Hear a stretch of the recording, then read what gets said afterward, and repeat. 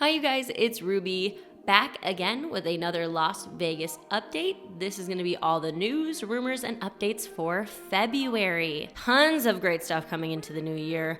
Restaurant openings, construction, changes, and some interesting news about the Hard Rock and the Cosmopolitan. Before we get into it, thank you all so much for subscribing. I did hit my 200,000 subscriber goal. It means the world to us, and we're so proud.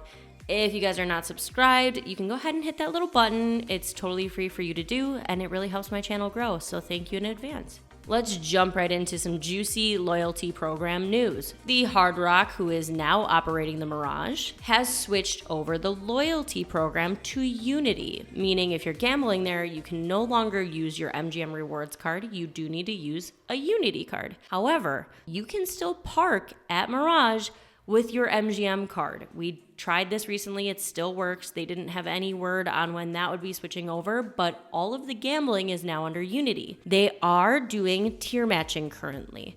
So if you are MGM Gold or Platinum, you are getting switched over to Icon, which is their gold card. Along with that, they are giving away $100 in resort credit. At first, they told us that $100 could be converted into slot play or used for food and beverage. But when we tried to convert it, it turns out that only 40% of that can be used for free plays, and that can be used for the next 6 months. Along with that, if you are Pearl, you can get switched over to Legend status, and you get $50 either in food and beverage or 40% of that into free play. The Hard Rock has finally confirmed that they will have to close for construction. They're gonna operate Mirage for about 18 months or so before it's going to be closed for about 2 years in order to reopen as the Hard Rock, possibly sometime in 2026. And rumor is that Cosmo customers have been told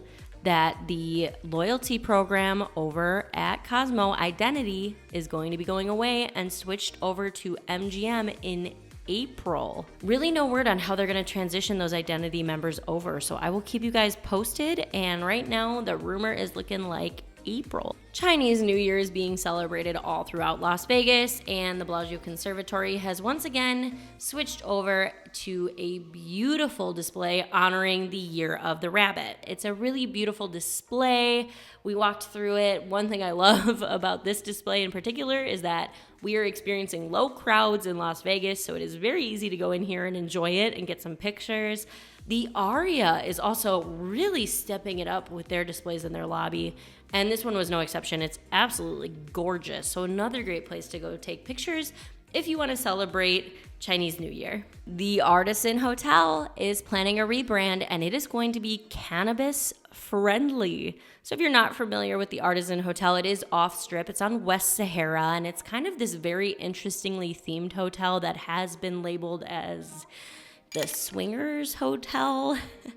Apparently they don't love that label because they are going to be rebranding as the Lexi, and this is going to be the first cannabis-friendly hotel, meaning that the entire 4th floor will be smoking for those who would like to indulge. Now, supposedly they're gonna have like extra filtration and like state-of-the-art air circulation, because that does sound very stinky to me. Very interesting. I have never stayed at the Artisan. I will maybe consider staying at the Lexi. If you guys want to see it, comment below. Kind of cool that they're offering that for people. It is legal here in Las Vegas. Let's talk about some attractions.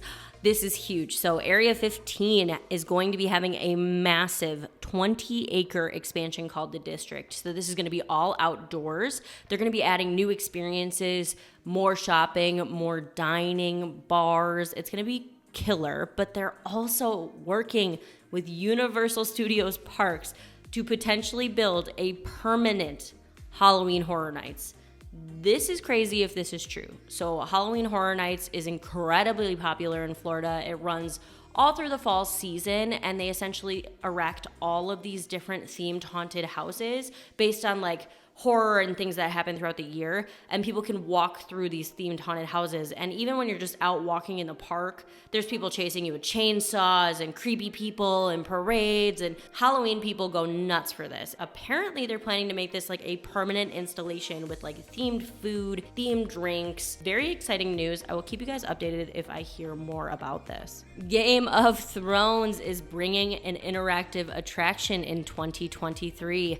Not much is known here. We've gotten a teaser trailer of a dragon just burning up the Las Vegas sign. Supposedly this might be some sort of interactive installation, but what's interesting is that this may potentially be at Horseshoe, and that's because there's a little logo on their website and you can see it wrapped around on like the outer wrapping by the Horseshoe. I'll let you guys know more when they give more information.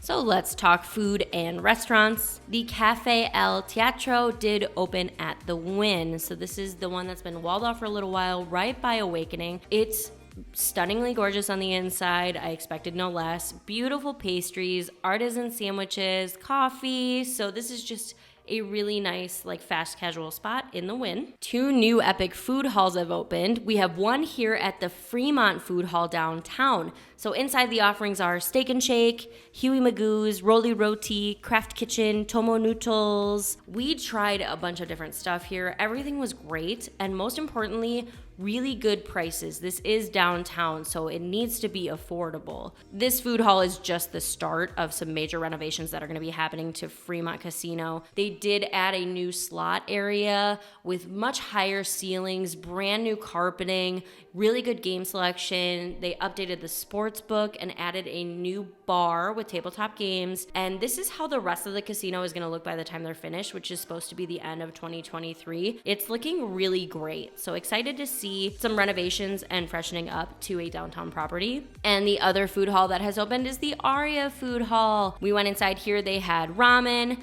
pizza aoki, a deli, a shawarma place, donuts, their version of like an egg slut, and a hand roll sushi bar. So for most of these restaurants, you just sit down and order at your table on your phone, or you can use the kiosk. We thought the food was good. I tried a little snack. I got these bao buns. They were a little overpriced, but they were really delicious. They had eggplant in them. And Mr. Ruby did try pizza aoki. The pizza's like $5 or $6 a slice, so that is incredibly solid Vegas pricing. Strip steak reopening at Mandalay Bay. So they have reimagined the entire restaurant. They've gotten new aging lockers for the meat, some butter baths to help add to the menu. They also refreshed the interior, and the designer described it as a secret desert lair in a spy movie, which is so funny because once I saw the renderings, I was like, oh yeah, I get it. They also have a brand new menu to go with the restaurant, and it looks incredible. They had these like sushi taco things that look so delicious. I've never tried strip steak before. It looks really good. If you guys have been there, comment below. And should I go and check this place out? And Naxos Taverna with the Kallisto Oyster Bar is opening at Red Rock February 18th, and I am very excited for this concept. This is by Lotus of Siam, the same people that do that restaurant, and this is going to be Greek food, focusing heavily on seafood with like 25 different varieties of fish, imported olive oil, Greek beers and sangrias, and of course an oyster bar. I'm pumped, you guys. I'm going to definitely go here. I'll let you guys know how it is. Let's talk about Resorts World. No more free parking. Dun, dun, dun. So this is not true. Resorts World will still be free to park as long as you get a Genting rewards card. All you have to do is go to the desk and get a rewards card.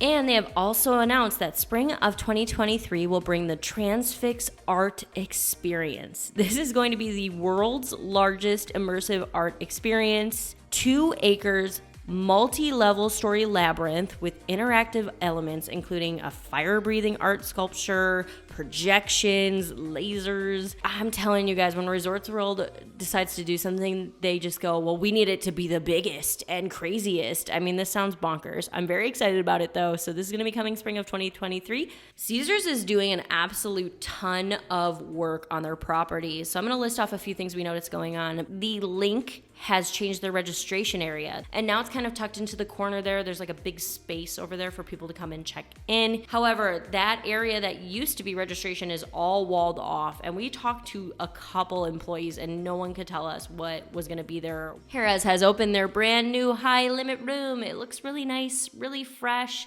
We did play there. Go ahead and follow my Ruby Slots channel if you wanna see how we did. But overall, some really nice refreshing to Harrah's, and then that old high limit space is still walled off. We are still waiting for that bar to open. Flamingo has opened the Splash Bar. Now this is right by the entrance to the Linq Promenade. It's gonna be like fresh juices that you can add in alcohol mixers too. This is just the first of what I'm expecting to be a ton of additions to the Flamingo because it's looking a little barren in there. So I'm sure they're gonna put in some work now that they decided not to sell it, and I can't wait to see what they do.